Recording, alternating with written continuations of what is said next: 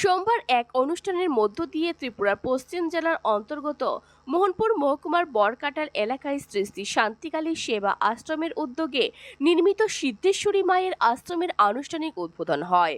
এই উদ্বোধনী অনুষ্ঠানে উপস্থিত ছিলেন উত্তরপ্রদেশের মুখ্যমন্ত্রী যোগী আদিত্যনাথ, ত্রিপুরা রাজ্যের মুখ্যমন্ত্রী অধ্যাপক ডক্টর মানিক সাহা, জনজাতি মহারাজ প্রদ্যোৎ কিশোর দেববর্মন, রাজ্যসভার সাংসদ রাজীব ভট্টাচার্য, বিশ্ব হিন্দু পরিষদের নেতৃত্বরা। অনুষ্ঠানে বক্তব্য রাখতে গিয়ে যোগী আদিত্যনাথ বলেন, শান্তিকালী মহারাজ ত্রিপুরা রাজ্যের উন্নয়নের জন্য অনেক কাজ করেছেন। বর্তমানে ডাবল ইঞ্জিনের সরকার রাজ্যের উন্নয়নে কাজ করছে। প্রধানমন্ত্রী নরেন্দ্র মোদীর উদ্দেশ্য হচ্ছে এক ভারত শ্রেষ্ঠ ভারত গড়ে তোলা।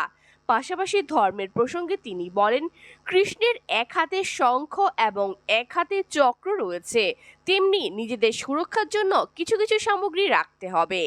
সেই সঙ্গে বলেন, বিশ্ব হিন্দু পরিষদ সমাজের কল্যাণে কাজ করছে।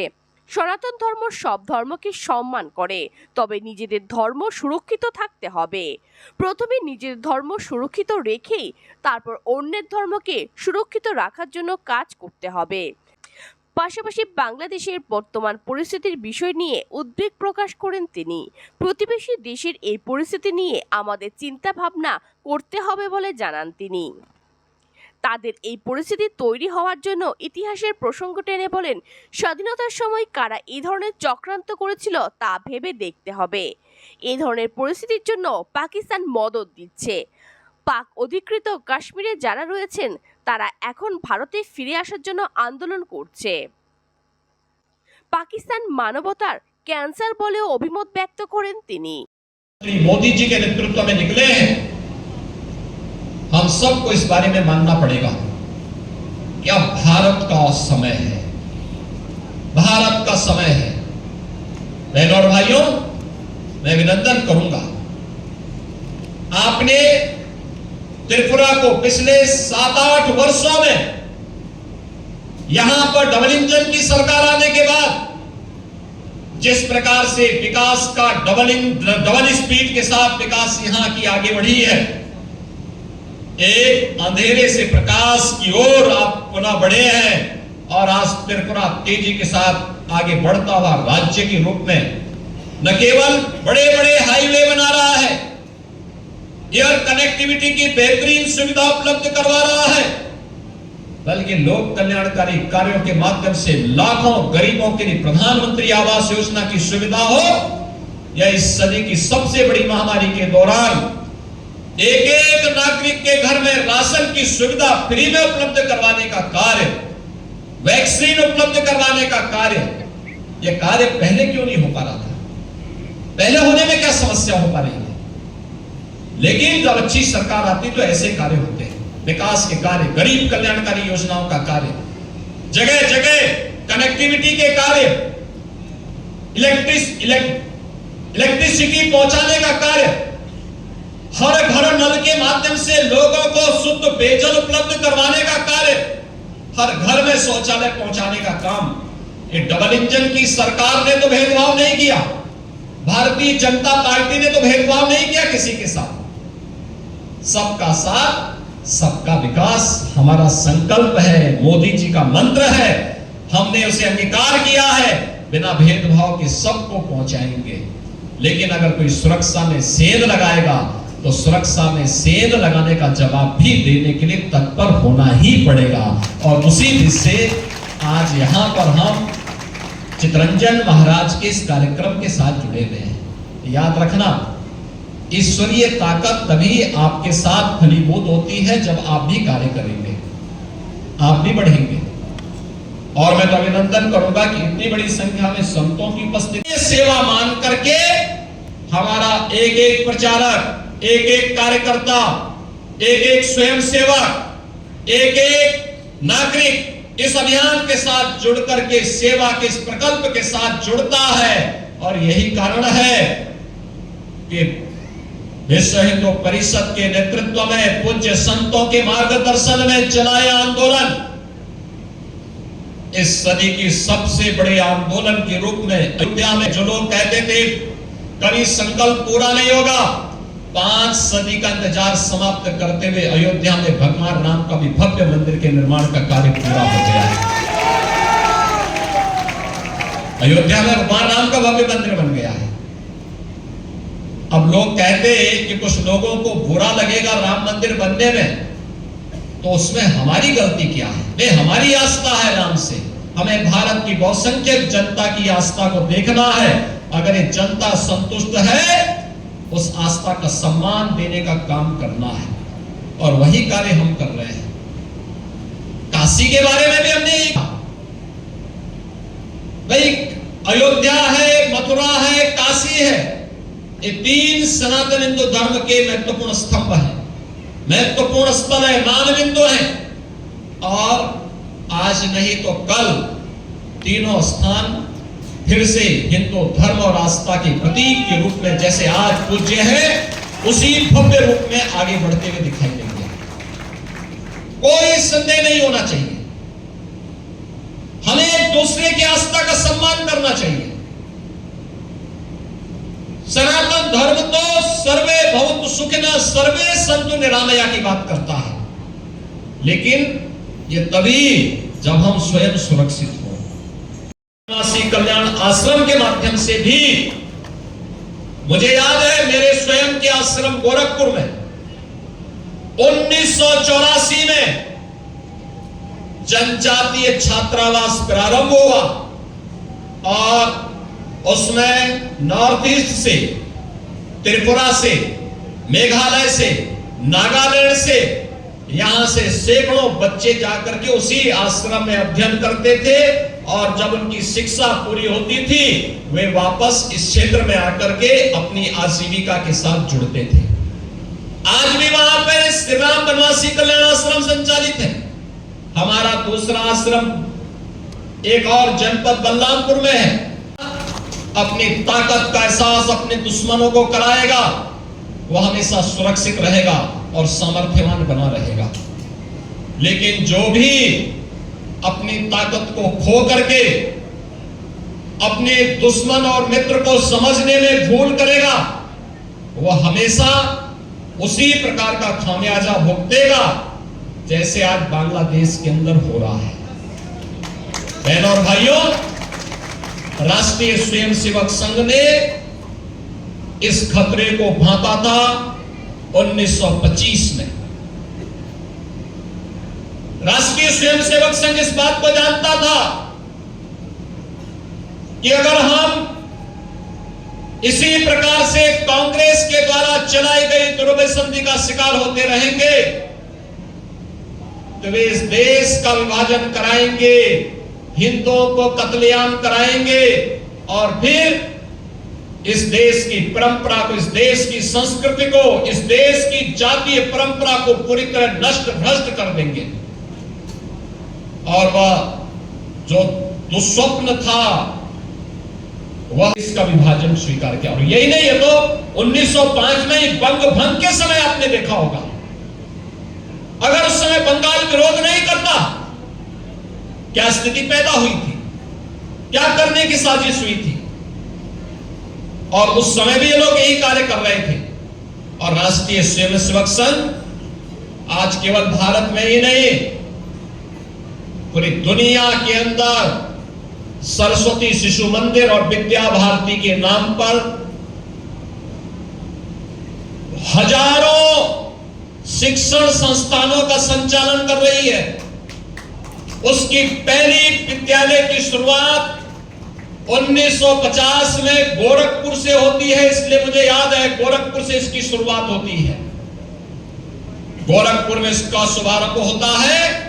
आज हजारों स्थानों पर राष्ट्रीय स्वयंसेवक संघ विद्या भारती और सरस्वती शिशु मंदिर के माध्यम से भारत की संस्कृति, भारत की परंपरा, भारत के धर्म और संस्कृति का पालन करते हुए हजारों शिक्षण प्रशिक्षण संस्थाओं का संचालन कर रही है, सेवा के प्रकल्पों का संचालन कर रही है। उस पुरस्कार से आपको सम्मानित कर रही है, क्योंकि इस क्षेत्र में जिस ऊर्जा के साथ आपने काम किया है, अपने गुरु के संकल्पों को आगे बढ़ाने का कार्य किया है, वे अभिनंदनीय है।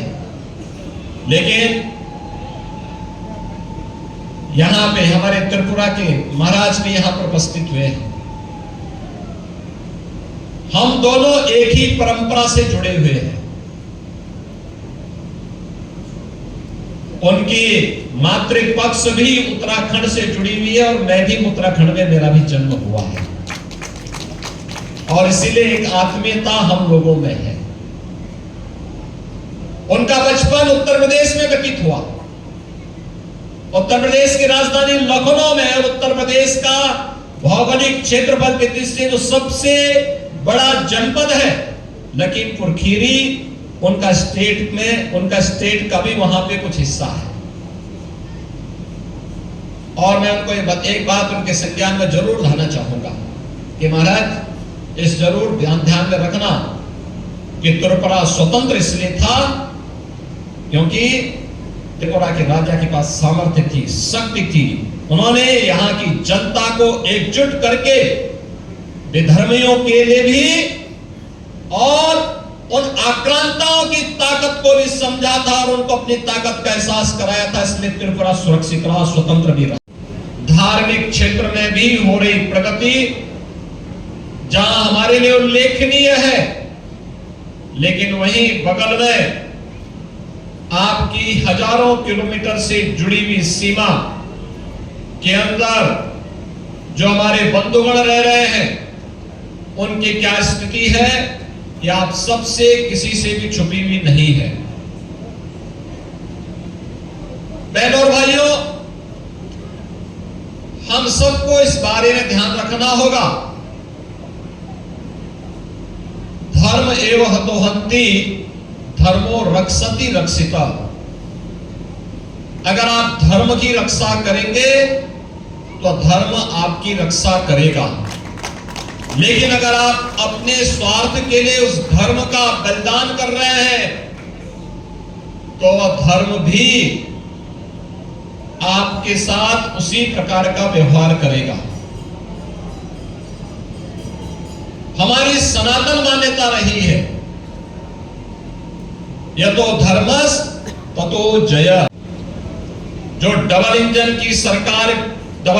की सरकार है, डबल स्पीड के साथ विकास और त्रिपुरा के सर्वांगीण विकास के लिए कार्य कर रही है। ये हम सब के लिए अत्यंत महत्वपूर्ण क्षण है कि हम त्रिपुरा के इस पश्चिमी क्षेत्र में मां सिद्धेश्वरी के इस मंदिर की प्राण प्रतिष्ठा उद्घाटन समारोह के साथ आज यहां पर पूज्य संत श्री श्री शांति काली महाराज आगे बढ़ाया है। इसके लिए मैं आपका हृदय से अभिनंदन करता हूं। आपको मैं कोटि कोटि बधाई, धरा को कोटि कोटि नमन करते हुए इस पूरे कार्यक्रम के आयोजक और संयोजक श्री चित्त महाराज को अभिनंदन करता हूं। इस पश्चिमी क्षेत्र में आयोजित आज के इस समारोह में त्रिपुरा के माननीय लोकप्रिय একটু আগে আমরা দেখে এসেছি এবং অত্যন্ত মানে মানুষের জন্য চিন্তা ভাবনা, সেই চিন্তাধারায় উনি ওনার কাজ করতেন। আমি আবার এখানে আমাকে নিমন্ত্রণ করার है। हम सब आज एक भारत श्रेष्ठ भारत के रूप में पूरे देश के अंदर उत्तर दक्षिण पूर्व पश्चिम एक मजबूत भारत के लिए कार्य कर रहे हैं। प्रधानमंत्री मोदी जी का संकल्प, उनका सामर्थ्य और उनकी विजनरी लीडरशिप हम सबको एक नई यात्रा के साथ आगे बढ़ा रही है। और हम सब ये भी जानते हैं कि भगवान श्री कृष्ण की जब स्मृति हम सबके सामने आती है तो भगवान श्री कृष्ण एक हाथ में मुरली है तो दूसरे हाथ पे सुदर्शन भी तो है उनके हाथ में। केवल मुरली से काम नहीं चलेगा, बल्कि सुरक्षा के लिए सुदर्शन भी आवश्यक है। और सुदर्शन भी जब आपके सामने होगा तो फिर किसी श्री श्री शांति काली महाराज को अपना बलिदान नहीं देना पड़ेगा। बहनों और भाइयों, आज कितना सौहार्दपूर्ण और सुरक्षित माहौल त्रिपुरा के अंदर है।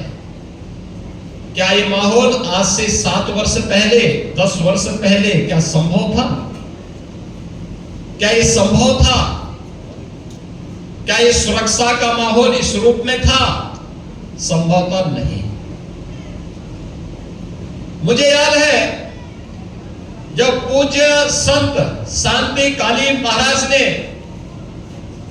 आश्रम की श्रृंखला को खड़ा करके अपने कार्यक्रमों को आगे बढ़ाया था 1994 में। उनका कार्य अद्भुत था, सराहनीय था, हम सबके लिए एक नई प्रेरणा है, अभिनंदनीय है। और शांति काली महाराज ने उस समय जो संकल्प लिए थे, आज चितरंजन महाराज उस कार्यक्रम को मजबूती के साथ बिना रुके, बिना डिगे, बिना थके कार्य कर रहे हैं। और इसीलिए तो भारत सरकार भी आज आपका अभिनंदन कर रही है। জানি দেখেছি কি অবস্থা হয়েছে। ইয়াং জেনারেশনকে পর পর 2-3টে জেনারেশন আমরা আমাদের চোখের সামনে দেখেছি, তারা কিন্তু তাদের যে কাজ দেশের জন্য করা, রাজ্যের জন্য যে করা উচিত তারা করতে পারেনি। এই মাননীয় প্রধানমন্ত্রীজি আসার পর এবং আমাদের যে সরকার এখানে প্রতিষ্ঠিত হওয়ার পর আপনারা দেখছেন যে আমরা কিন্তু এখন একটা আস্তিকের পরিবেশ এখানে নিয়ে এসেছি। মানুষ বুঝতে পারছে ভগবান ছাড়া কিচ্ছু হবে না। যে যাই বলুক, ভিডিও অলরেডি তৈরি আছে, সব তৈরি আছে, খালি এটাকে মাঝে মাঝে দেখানো। কোথায় কে যাবে, কার কি হবে, মানুষের কি উন্নতি হবে, কিভাবে রাজ্যের উন্নতি হবে, সেটা কিন্তু সব তৈরি, খালি ভিডিও দেখানো সেটা বাকি। কাজে আস্থা আমাদের রাখতে হবে, বিশ্বাস আমাদের রাখতে হবে, আমাদের ঈশ্বরের প্রতি আমাদের বিশ্বাস রাখতে হবে। আমি আজকের বিশেষ করে চিত্ত মহারাজজি যেভাবে কাজ করেন এখানে, সত্যি আমার গর্বে বুক ফুলে ওঠে যে এরকম একজন মহারাজ আমরা ত্রিপুরাতে আমরা পেয়েছি। উনার যেভাবে উনি কাজ করেছেন, বিভিন্ন হোস্টেল ছেলেদের জন্য হোস্টেল নিয়ে পড়াশোনার জন্য যাতে ঠিকভাবে পড়াশোনা করতে পারেন, স্কুল করেছেন, হোস্টেল করেছেন, খাওয়া দাওয়ার ব্যবস্থা করেছেন, বইপত্রের ব্যবস্থা করেছেন। আমি ওনার আশ্রমেও গেছি, সেখানেও আমি দেখেছি অমরপুরে। তো সব জায়গায় উনি যা দরকার মানুষের জন্য এখানেও সেই চিন্তাভাবনা উনি করেছেন। বর্তমানে ওনার প্রায় 24টার মতো আশ্রম এখানে এই ত্রিপুরায় আছে এবং প্রায় 1500-এর মতো স্টুডেন্ট উনি পড়ান এবং তাদেরকে আধ্যাত্মিক এবং স্পিরিচুয়াল এবং সত্যিকারের মানুষ হওয়ার যে পড়াশোনা করা উচিত সেইভাবে ওনার সেই শিক্ষা লাভ উনি করাচ্ছেন। এবং এখন পর্যন্ত প্রায় 7000-এর উপরে যারা মানে উচ্চ শিক্ষায় ওনার স্কুল থেকে পাশ করে তারা উচ্চ শিক্ষায় এখানে গেছে। এখানে আমি আর বেশি কিছু বলছি না। উত্তরপ্রদেশের মাননীয় মুখ্যমন্ত্রীজি, আমি 2-4টে কথা বলে আমার বক্তব্য শেষ করব। অনেক কথা হয়েছে, আপনারা শুনেছেন। আমি গুরুদেব শ্রী শ্রী শান্তিকালীর যে ঐশ্বরিক আশীর্বাদ এবং স্বামী পদ্মশ্রী চিত্তরঞ্জন মহারাজ আমাদের মাঝে এখানে উপস্থিত আছেন। আমাদের ক্যাবিনেট সমস্ত মিনিস্টারগণ, এমএলএরাও এখানে উপস্থিত আছেন, আমাদের এমডিসিরাও এখানে উপস্থিত আছেন, চেয়ারম্যান পিএসইউর এবং বিভিন্ন মন্দির আশ্রমের যারা এখানে উপস্থিত আছেন, সাধুসন্তগণ এবং সমাজপতিগণ যারা এখানে জনজাতির সমাজপতিগণ এখানে উপস্থিত আছেন। ভূভাগরা যে খুব আপনাদের সম্মান করেন, আমরাও আপনাদেরকে সম্মান করি। তাছাড়া বিভিন্ন লাইন ডিপার্টমেন্টের আমাকে যখন বলা হয়েছে এরকম একটা এখানে আশ্রম প্রতিষ্ঠিত হবে, তো চিত্ত মহারাজজি যখন বললো, আমি সাথে সাথে ইঞ্জিনিয়ারকে বললাম রাস্তা করবার জন্য যা যা দরকার এখানে সেটা যেন করা হয়। টেন্ডারের জন্য আপনি চিন্তা করবেন, আপনি করুন, দেখা যাবে।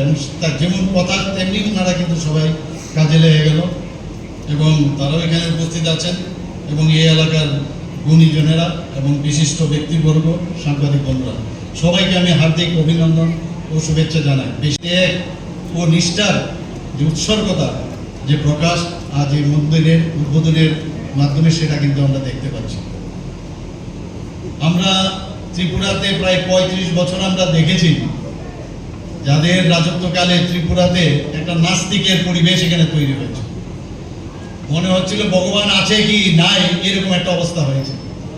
অথচ আমাদের তো আছে, আমাদের যারা পূর্বপুরুষরা তারাও দেখেছেন, এখানে আলোচনা হয়েছে, চারিদিকে মন্দির, আমরা মন্দিরে যাই, পূজা অর্চনা করি, কিন্তু এরকম একটা বাতাবরণ করেছে যারা ঈশ্বরকে বিশ্বাস করে না, নিজেদের নাস্তিক, তো সমস্ত মানুষকেই একটা নাস্তিকের পরিবেশ এখানে তৈরি করেছে। কিন্তু আমাদের মাননীয় প্রধানমন্ত্রী নরেন্দ্র মোদীজি এটা আমাদের বিশ্বাস করতে হবে, মানতে হবে। যখন উনি দায়িত্বভার সামলালেন, সারা ভারতবর্ষের মধ্যে আবার যেন একটা আস্তিকের যে পরিবেশ সেটা কিন্তু তৈরি হয়েছে। আমরাও সেই দিশায় ত্রিপুরা সরকারও আমরা সব জায়গায় চেষ্টা করছি, যে কারণে আজকে এত সুন্দর একটা ভব্য কার্যক্রম এবং এত বড় একটা সুন্দর একটা মন্দির এখানে প্রতিষ্ঠিত হয়েছে। আমাদের এখানে পর্যটনের ক্ষেত্রে বাইরের থেকে মানুষ আসেন, ত্রিপুরা সুন্দরী মন্দির দর্শনে আসেন, কসবা মন্দিরে আসেন, 14 দেবতার মন্দিরে যান, এরকম অনেক মন্দির ত্রিপুরাতে আছে।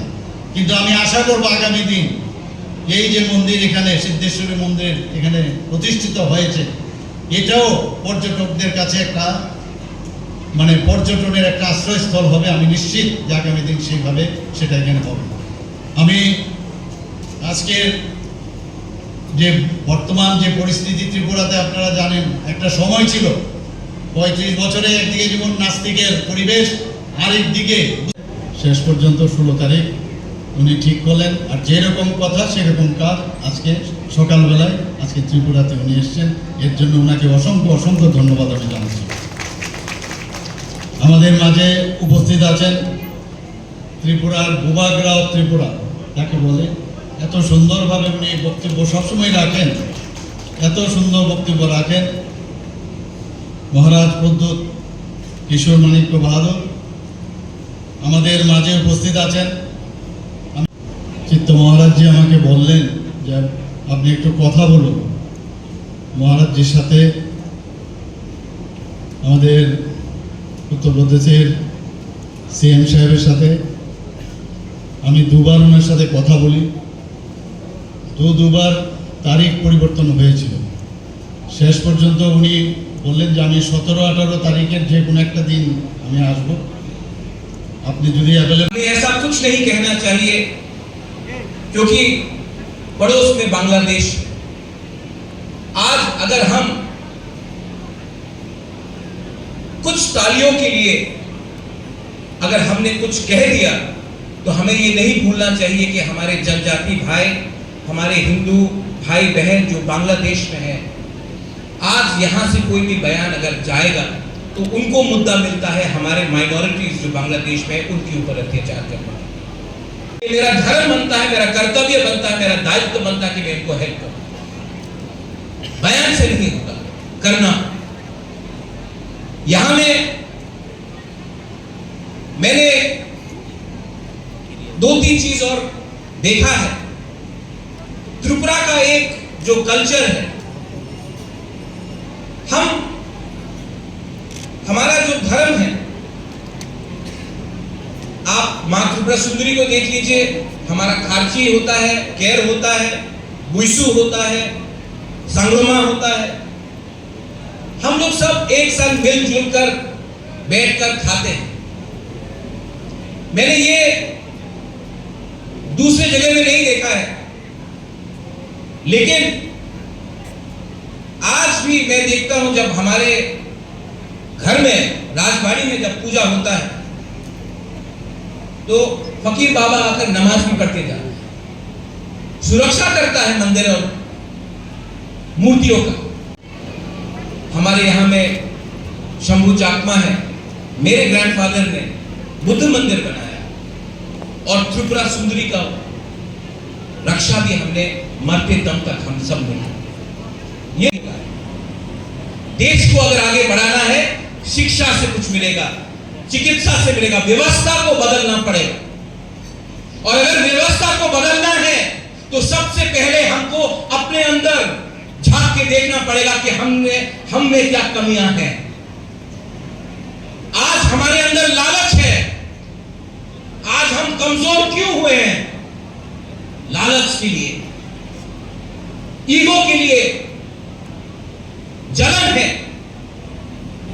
और अगर हम अपने गरीब भाई बहन जो गांव में रहते हैं उनके बारे सोच नहीं सकते हैं, तो ये पद, ये पोस्ट, ये सिंहासन पूरा जिंदगी नहीं रहता है, ये मैं जानता हूं। মোহনপুর থেকে দীপঙ্কর দেবনাথের রিপোর্ট, সংবাদ ত্রিপুরা।